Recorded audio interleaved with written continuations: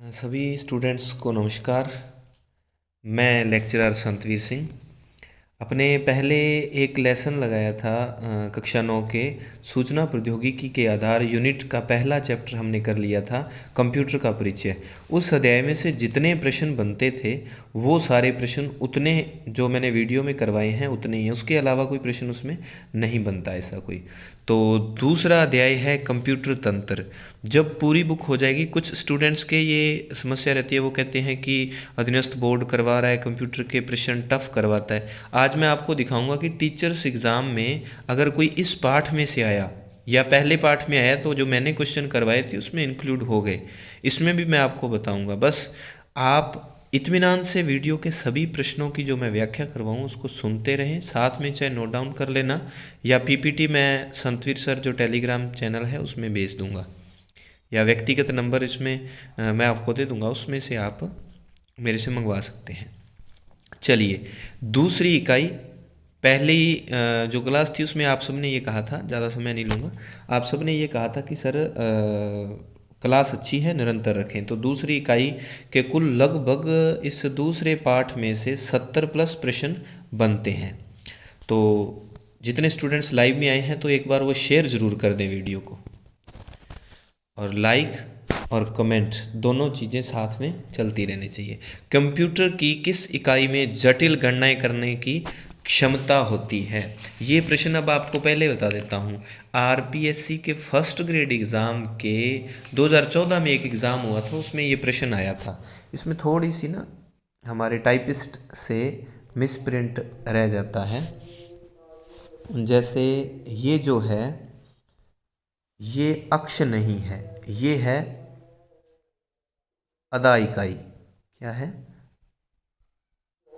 अदा इकाई। ये है अदा इकाई।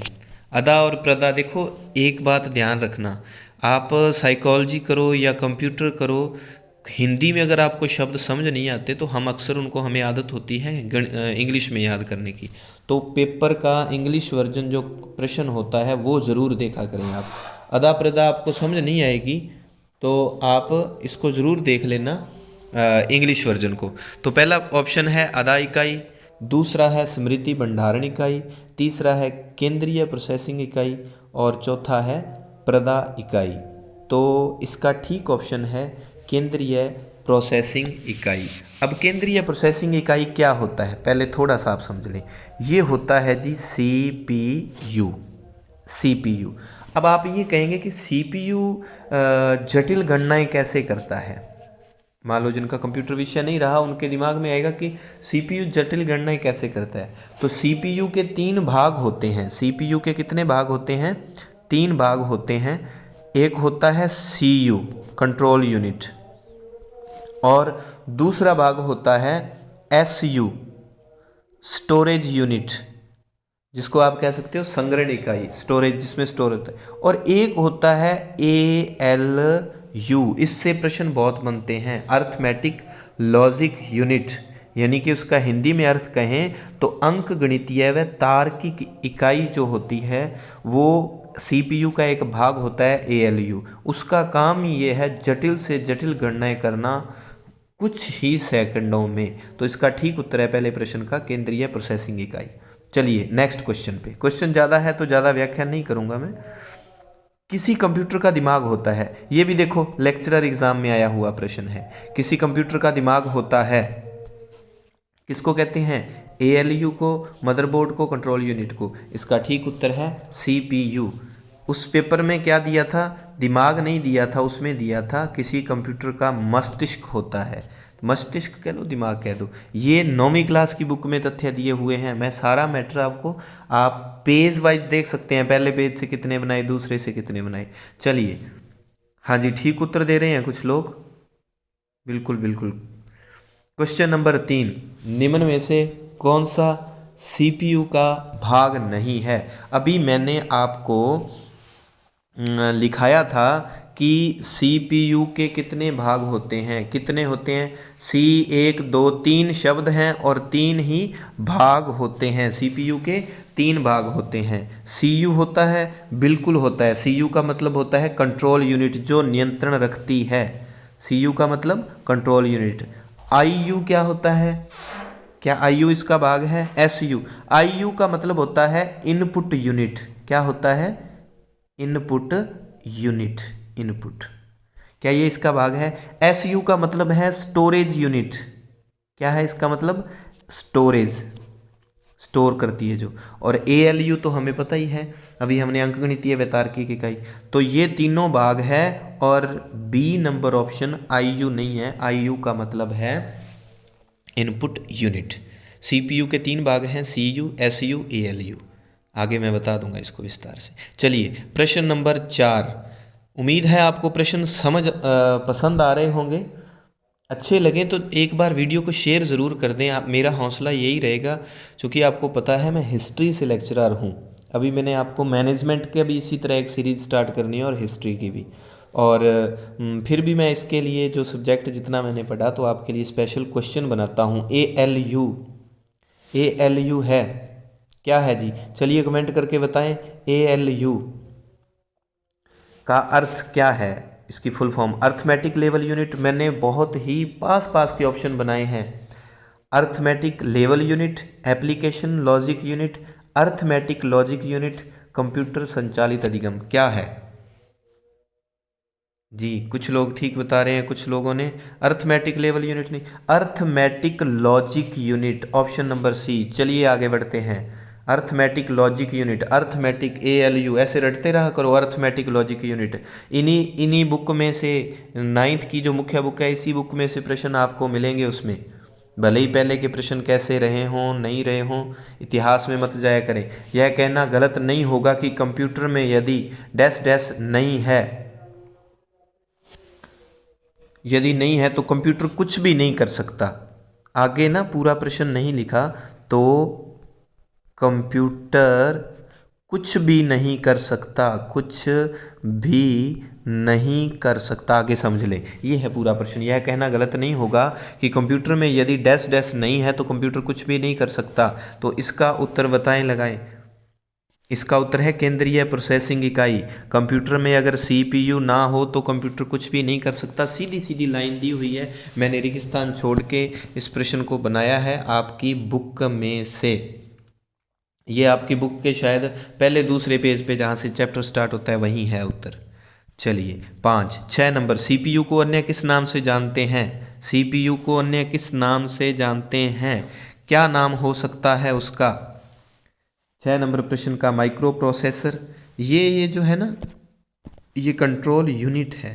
कंट्रोल यूनिट, कंट्रोल यूनिट, या ए व बी दोनों, या ये मैक्रो प्रोसेसर है। मैंने ऑप्शन डाला था कि जल्दबाजी में, ऐसी जल्दबाजी नहीं करनी पेपर में। प्रश्न के ऑप्शन 4 नंबर तक देखने हैं। मैंने बिल्कुल पास का मैक्रो प्रोसेसर लिख दिया। सही उत्तर है माइक्रो प्रोसेसर, मैक्रो नहीं है। Option number D. कुछ लोग ठीक जवाब दे रहे हैं जिन्होंने बुक को पढ़ा है। चलिए, ये एसएस एजुकेशन अपना ऐप है। मैंने आपको बताया था कि इस ऐप पर अपने क्या है, बिल्कुल नामात्र के शुल्क पर 89 रुपये में जीके लेवल 2 एसएसटी ये सारी टेस्ट सीरीज स्टार्ट की हुई है एसएस एजुकेशन ऐप पर। चलिए 7 नंबर प्रश्न, सबसे पहला माइक्रो प्रोसेसर कब तैयार किया गया? ये बुक में से है।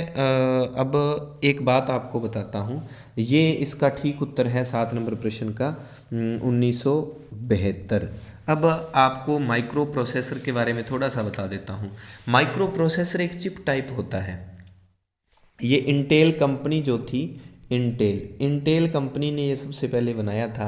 उससे पहले क्या होता था कि ये जो मदरबोर्ड होता था उसमें ट्रांजिस्टर लगे होते थे बहुत सारे, और ट्रांजिस्टर जो है वो गर्म, उनका ताप पड़ने के कारण क्या है कि इसमें खराबी होने की समस्या आने लगी थी। और ऐसे पुर्जे की तलाश थी, ऐसा कोई सिस्टम जिसमें ट्रांजिस्टरों को ना लगाना पड़े। तो सभी ट्रांजिस्टरों का एक ने ही काम, ऑप्शन जो था वो था माइक्रो प्रोसेसर। इसने ये काम जो है आसान कर दिया। 1972 में इंटेल कंपनी ने बनाया था। 1972 नहीं, सॉरी 1970 में। इसका ठीक ऑप्शन जो होगा 1970 में, सॉरी मैंने गलती से बता दिया 1970। इंटेल कंपनी ने, इंटेल कॉरपोरेशन ने ये आ गया। इंटेल कॉरपोरेशन द्वारा तैयार सबसे पहला माइक्रो प्रोसेसर किस नाम से जाना जाता है? चलिए इसके ऑप्शन उत्तर बताएं, किस नाम से जानते हैं हम इसको, इस माइक्रो प्रोसेसर को? इंटेल 404, इंटेल 4000, साइरिक्स या इंटेल 4004? तो इसका ठीक उत्तर है इंटेल 4004। ये दोनों कुछ नहीं है, साइरिक्स भी एक माइक्रो प्रोसेसर है इंटेल कंपनी का। चलिए 8 का डी, आगे बढ़ते हैं। निम्न में से कंट्रोल यूनिट का कार्य नहीं है। कंट्रोल यूनिट के बारे में जितना सार बनता था इस प्रश्न में सारा आ गया। यह कंप्यूटर की समस्त आंतरिक क्रियाओं का संचालन करती है। देखें सही है या नहीं। यह केवल इनपुट क्रियाओं को नियंत्रित करती है। यह केवल इनपुट क्रियाओं को नियंत्रित करती है। यह मेमोरी से प्रोग्राम पढ़ती है। उपरोक्त सभी कार्य हैं। बिल्कुल नहीं, ये जो ऑप्शन है ये कार्य नहीं है, क्योंकि यह केवल इनपुट नहीं, इनपुट व आउटपुट दोनों को, इनपुट व आउटपुट क्रिया दोनों क्रियाओं को नियंत्रित करती है। इनपुट व आउटपुट दोनों क्रियाओं को यह नियंत्रित करती है। 9 का बी नंबर ऑप्शन। कंप्यूटर में दो संख्याओं या डाटा में तुलना करने की क्षमता किसमें होती है? स्टोरेज यूनिट में, कंट्रोल यूनिट में, एएलयू में या मैन मेमोरी में? इसका ठीक उत्तर है एएलयू। एएलयू गणितीय गणना करता है और सभी जो तुलनात्मक आंकड़े होते हैं उनमें तुलना करता है, ठीक है, जिससे निर्णय लेने में सहायता मिलती है। Arithmetic logic unit. प्रश्न नंबर 11, सबसे ज़्यादा प्रयोग में आने वाली मेमोरी है? सबसे ज़्यादा प्रयोग में आने वाली मेमोरी है। जो स्टूडेंट अभी वीडियो में आए हैं, लाइव में जुड़े हैं, वीडियो पसंद आ रही है आपको लाइक कर दें, और बाद में चैट बॉक्स में कमेंट नहीं, दूसरी जगह पे अपने कमेंट ज़रूर करना, जो अपने कमेंट बॉक्स होता है उसमें वीडियो आपको कैसे लगती है। और दूसरा, वीडियो को शेयर ज़रूर करना, क्योंकि मैं रात को 2-3 बजे तक ये क्वेश्चन जो है इनको बनाने में अपना समय लगाता हूँ। सबसे ज़्यादा प्रयोग में आने वाली मेमोरी है रैम, रोम, प्रोम, ईप्रोम। इसका ठीक उत्तर है रैम। सबसे ज़्यादा प्रयोग में रैम आती है। चलिए 12 नंबर प्रश्न। ये अपने ऐप की ऐड है, किसी को संपर्क करना हो ऐप से संबंधित सूचना तो ये नंबर पे आप मैसेज कर सकते हैं। निम्न में से कौन सा माइक्रो प्रोसेसर की आंतरिक संरचना का भाग है? चलिए, सीयू, रजिस्टर, आंतरिक बस, उपयुक्त सभी। इसका ठीक उत्तर है उपयुक्त सभी। उपयुक्त सभी।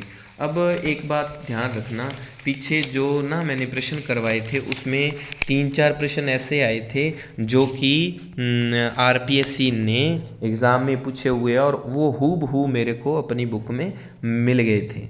प्रश्न नंबर 12। अब देखो, सीयू माइक्रो प्रोसेसर या आप सीपीयू कह दो या माइक्रो प्रोसेसर, उसका भाग होता है रजिस्टर बिल्कुल इसका भाग होता है। आंतरिक बस इसका भाग होता है। बस का मतलब, अब सीधा सा अर्थ आ जाए कि बस क्या है। बस जो होता है वो तारों का समूह होता है। बहुत सारी वायर होती है जो ना, जो वो तारों के समूह को बस कहते हैं। अब रजिस्टर शब्द है, रजिस्टर क्या है? उच्च गति का एक स्मृति तत्व होता है। एएलयू में माइक्रो प्रोसेसर में क्या होता है कि 10 लाख गणनाएं प्रति सेकंड की गति से ये कर सकता है, इतनी इसकी स्पीड होती है। और इसमें अनेक रजिस्टर होते हैं। रजिस्टर मतलब तीव्र गति से उन गणनाओं को करने वाला एक आप पार्ट मान सकते हो। तो वो तीव्र गति से जो गणनाएं करता है वो रजिस्टर होता है। सीयू कंट्रोल यूनिट है। आंतरिक बस का मतलब होता है तारों का समूह। तो माइक्रो प्रोसेसर की आंतरिक संरचना के ये सभी भाग हैं। पहले हमने ये देखा था कि सीपीयू कितने भागों में बंटा हुआ है, तो वो देख ले, तो आंतरिक संरचना के ये अंदर के भाग हैं। चलिए 13 नंबर, सीपीयू है।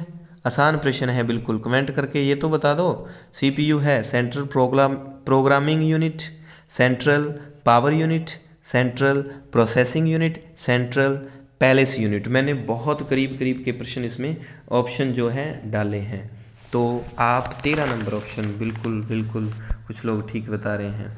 Central processing unit, option number C. चलिए 14 नंबर प्रश्न, रैम है, रैम है रैंडम एक्सेस मेमोरी। इसका सीधा सा उत्तर ही लगवा देता हूँ, इसमें कोई व्याख्या वाली बात नहीं है। रैम है रैंडम एक्सेस मेमोरी।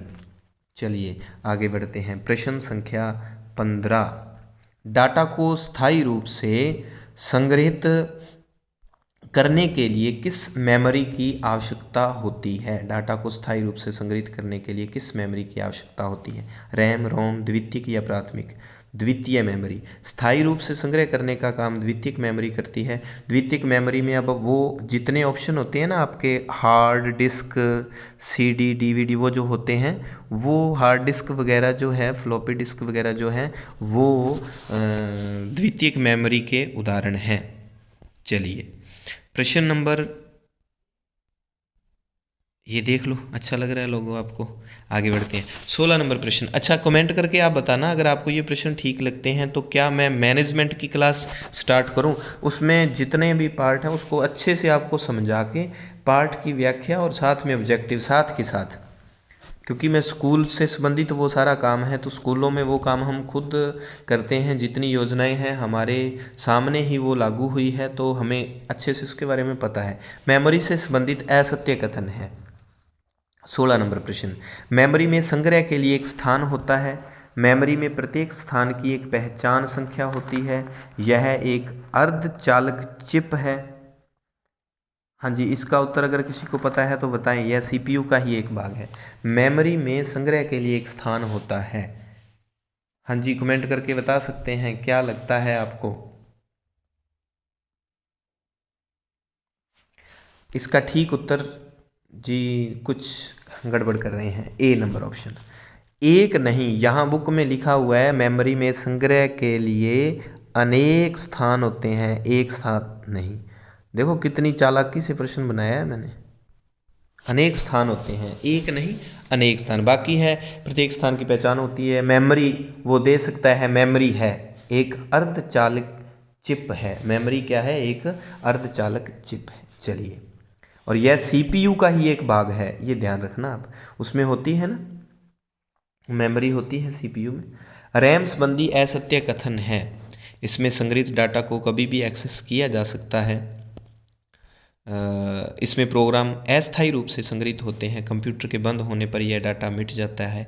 इसमें संग्रहित डाटा को पुनः पढ़ा व लिखा नहीं जा सकता। सीधा सा आपको पता ही चल रहा है इसका, तो ऑप्शन नंबर डी, पुनः पढ़ा व लिखा जा सकता है, नहीं शब्द गलत है, तो इसका डी नंबर ऑप्शन। देख लो आप एक बार और पढ़ लो। मैंने सोचा आप ये ना कहो कि मैं आपको समय कम दे रहा हूँ तो वीडियो ज़्यादा लंबी ना हो, इसलिए सीधे सीधे स्पीड से प्रश्न। चलिए अगला प्रश्न, रोम के उपयोग का सबसे अच्छा उदाहरण है। रोम इटली वाला नहीं है ये, रोम के उपयोग का सबसे अच्छा उदाहरण है। चलिए इनमें से बताएं आप, क्या लगता है कि कौन सा रोम के उपयोग का सबसे अच्छा उदाहरण है? हाँ जी बिल्कुल, ऑप्शन संख्या बी, BIOS,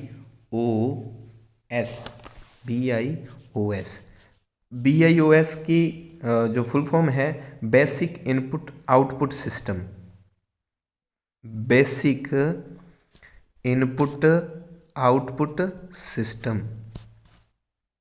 एक तो ये अपना पेन आज खराब हो गया है। इनपुट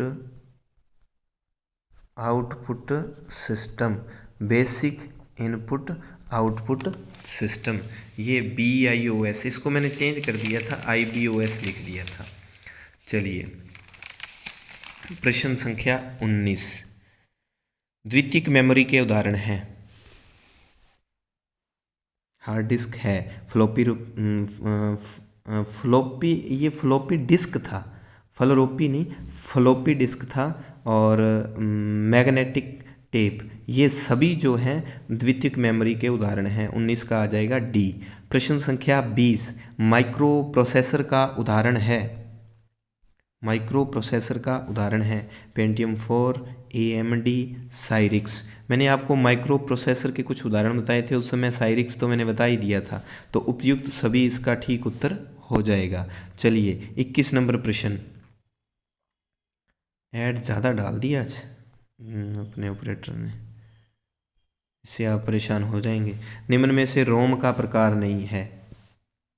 चलिए ये तो कमेंट करके आप बताएं कौन सा रोम का प्रकार आपको लग रहा है कि रोम का प्रकार नहीं है। रोम के 3 प्रकार होते हैं पहली बात तो ये है, ये है, ये है, कौन सा नहीं है? तो 21 का ठीक उत्तर है, आप आस पास भटक तो रहे हैं, डबल ई नहीं आता।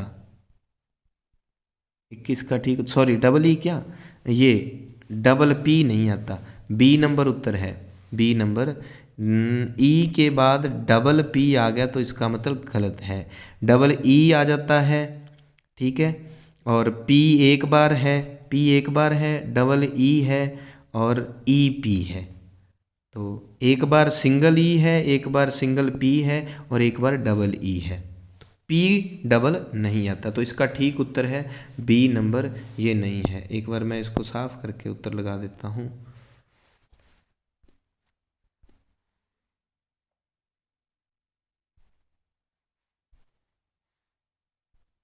कहाँ चला गया, भाग गया था। चलो, निम्न में से रोम का प्रकार नहीं है। तो 21 नंबर प्रश्न। चलिए थोड़ी सी आपको दिक्कत हो रही होगी, तो टेक्निकल सिस्टम आपको पता है, मैं इसका ज़्यादा नॉलेज नहीं रखता। 21 नंबर प्रश्न, इसका ठीक उत्तर है जी बी नंबर ऑप्शन। चलिए आगे बढ़ते हैं। 22 नंबर, सामान्यतः मेमोरी मापन में किस इकाई का उपयोग होता है? बिट, बाइट, किलोबाइट, उपयुक्त सभी। मेमोरी मापन में किसका उपयोग होता है? बी नंबर ऑप्शन, बाइट का। ये देख लो, आपको अजीब सा लग रहा होगा प्रश्न, बुक में सीधा दिया हुआ है कि सामान्यतः मेमोरी मापन में किसका उपयोग होता है? बाइट का। और सबसे छोटी इकाई कौन सी होती है मेमोरी की? ये प्रश्न आ गया, मेमोरी की प्राथमिक इकाई कौन सी होती है? बिट। मेमोरी की प्राथमिक इकाई क्या है? बिट। और जब शब्द आ जाए सामान्यतः, मेमोरी मापन में किस इकाई का प्रयोग होता है? सामान्यतः के साथ क्या आ जाएगा? बाइट। चलिए प्रश्न संख्या 24, बाइनरी अंक में केवल 2 ही अंक क्या होते हैं? बाइनरी अंक में 2 अंक कौन कौन से होते हैं? देखो, बाइनरी वो डिजिट वाला हमने उसमें पढ़ा था ना, एनालॉग कंप्यूटर, डिजिटल कंप्यूटर में कौन से बाइनरी अंकों से करते हैं। तो 0 व 1 जो हैं वो बाइनरी अंक में 2 ही संख्याएं होती है। 0 व 1 2 ही संख्याएं बाइनरी अंक में होती हैं। 4 बिट के समूह को क्या कहते हैं? अब मेमोरी के आपके उसमें दिए हुए हैं कि पहले, सबसे पहले बिट होता है ना, बिट के बाद क्या होता है? बाइट होता है, बिट के बाद बाइट, बाइट के, बिट और बाइट दोनों के बीच में क्या होती है? निब्बल। 4 बिट के समूह को क्या कहते हैं? निब्बल। मैंने ऐसे ही ऑप्शन डाल दिया था आधा बाइट, तो 4 बिट के समूह को कहते हैं निब्बल। तो ऐसा भी प्रश्न आ सकता है कि बिट व बाइट के बीच की इकाई है, बिट व बाइट के बीच की, तो निब्बल है।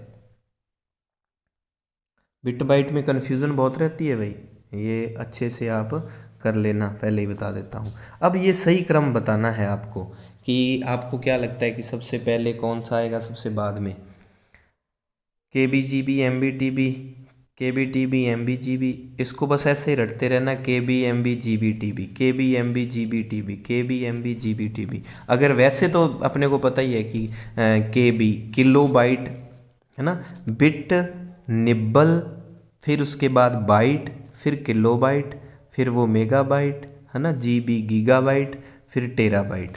तो सबसे पहले हम देखते हैं कि बिट होता है, फिर होता है निब्बल, फिर होता है बाइट, बाइट के बाद होता है KB kilo byte, kilo byte के बाद मेगा बाइट, फिर गीगा बाइट। ये ध्यान रखना, KB MB GB TB। प्रश्न संख्या 27, निम्न में से असत्य युग्म है, निम्न में से असत्य युग्म। अच्छा, इन्होंने बनाए नहीं है। 27 नंबर प्रश्न जो है ना, इन्होंने गड़बड़ कर दी। युग्म वाला जो था वो अलग था। ये ऑप्शन था निम्न में से, ये प्रश्न था निम्न में से डेटा मापने की सबसे बड़ी इकाई है। डेटा मापने की सबसे बड़ी इकाई,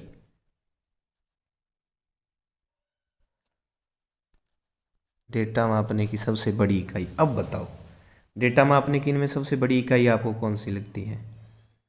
कुछ लोग गीगाबाइट की तरफ जा रहे हैं, तो इसका ठीक उत्तर है टेराबाइट। टीबी सबसे बड़ी। ये था, ये दोनों जगह एक ही डाल दिया था। निम्न में से असत्य युग्म है, ये है वो प्रश्न जो वहाँ लगा दिया अपने टाइपिस्ट ने। निम्न में से असत्य युग्म है। चलिए उत्तर बताएं। जो अभी कुछ लोग जा रहे हैं, कुछ लोग आ रहे हैं, तो जो नए आए हैं, चैनल सब्सक्राइब नहीं किया तो कर लें। अगर वीडियो पे व्यूज़ ज़्यादा आएंगे, सीधी सी बात है, आप चाहे मेरा लालच मान लो, मैं अगर आपके लिए समय निकालता हूँ, व्यूज़ आएंगे तो व्यूज़ ऐसे ही आएंगे कि आप प्लीज़ वीडियो को शेयर ज़रूर करना। अगर आपको लगता है मैं आपके लिए स्पेशल टाइम निकाल रहा हूँ। निम्न में से असत्य युग्म है। लाइक कमेंट शेयर वाला तीनों काम करते रहना। 8 बाइट बराबर 4 बिट। 4 बिट नहीं है, सॉरी, इसने गलती से लिख दिया। ये मैंने ऑप्शन में डाला था 1 बिट। आपको पीडीएफ जो उपलब्ध करवाऊंगा उसमें ये सारा करेक्शन करवा दूंगा। 8 बाइट बराबर 1 बिट। अब बताओ कौन सा लग रहा है आपको? 1 MB बराबर 1024 KB, 1 GB बराबर 1024 MB और 1 TB बराबर 1024 GB। तो इसका असत्य कथन था ए नंबर। क्यों? क्योंकि 1 बाइट बराबर 8 बिट होते हैं। 1 बाइट बराबर क्या होते हैं? 8 बिट। ये ध्यान रखना। बाइट दूसरी इकाई है, पहली बिट है। तो मैंने क्या कर दिया, 8 बाइट बराबर 1 बिट लिख दिया। तो आपको लगेगा कि हाँ 8 और 1 आप बराबर सही लगता है अपने को। 28 का 1 नंबर उत्तर। 29, निम्न में से इनपुट यूनिट का उदाहरण नहीं है। कौन सा लगता है आपको इनपुट यूनिट का उदाहरण नहीं है? प्लॉटर आउटपुट यूनिट है, स्कैनर है, जॉयस्टिक है, लाइट पेन होता है। ये लाइट पेन जो है लाइट से चलता है और सीधा स्क्रीन पर इससे लिखा जाता है। तो प्लॉटर जो है ये बड़े चार्ट वगैरह, प्लॉटर क्या होता है? बड़े जो नक्शे वगैरह, चार्ट वगैरह निकालने के लिए जो काम आता है वो प्लॉटर होता है। आउटपुट यूनिट है ये। निम्न में से इनपुट यूनिट का उदाहरण है, कौन सा है? अब यहाँ देखते हैं आपका दिमाग कितना चलता है। इनपुट यूनिट का उदाहरण, चलिए सारे ही हैं जी। कैमरा, कैमरा शब्द देख के ये मत सोच लेना कि ये इनपुट यूनिट के उदाहरण नहीं होंगे और इधर उधर।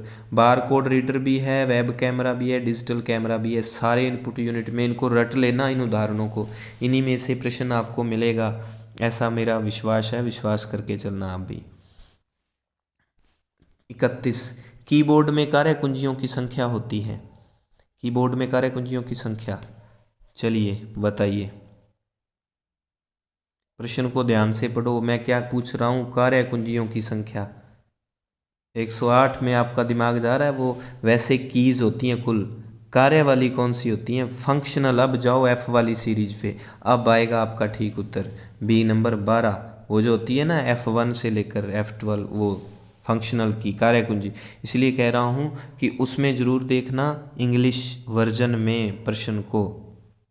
मैंने मैनेजमेंट जब भी पढ़ी तो मैंने उसका इंग्लिश अर्थ जरूर साथ में पढ़ा था। मैनेजमेंट नहीं, सॉरी, साइकोलॉजी। साइकोलॉजी मेरी शुरू से अच्छी रही है, तो मैंने उसको इंग्लिश को साथ में जरूर पढ़ा था। 31, 32 नंबर, क्रसर के बाईं ओर के अक्षर मिटाने हेतु, ये प्रैक्टिकली प्रश्न, क्रसर के बाईं ओर के अक्षर मिटाने हेतु किस कुंजी का उपयोग किया जाता है? मैंने तो इसको इस तरह से याद रखा था। देखो, क्रसर के एक बाईं ओर होता है, ठीक है, जो एक होता है दाएं।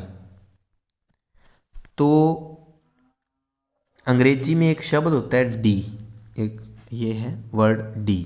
डी का दै भी बनता है, डी का डै भी बनता है।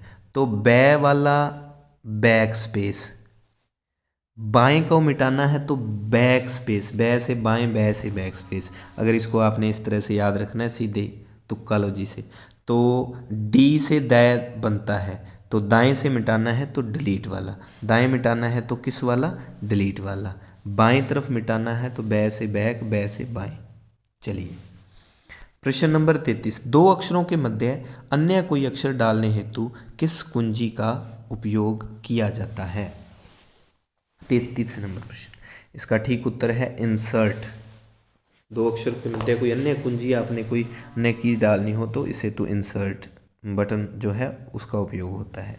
34 नंबर प्रश्न, वीडियो लंबी हो रही है इसलिए मैं आपको शॉर्ट में करवा रहा हूँ। सीधे सीधे उत्तर, किसी भी कीबोर्ड में सर्वाधिक प्रयुक्त होने वाली कुंजी है, सर्वाधिक प्रयुक्त होने वाली कुंजी, अरे ये तो वैसे ही लग गया निशान, ये नहीं है, हाँ जी enter, A number option. Shift back space delete नहीं, एंटर शब्द आपको पता है जब आप वो जो है कीबोर्ड पे अपने क्लिक करते हैं तो एंटर शब्द को कई बार, एंटर बटन जो है उस कीज को बहुत बार दबाया जाता है। जिन्होंने प्रैक्टिकली काम किया उनके लिए तो आसान था एंटर।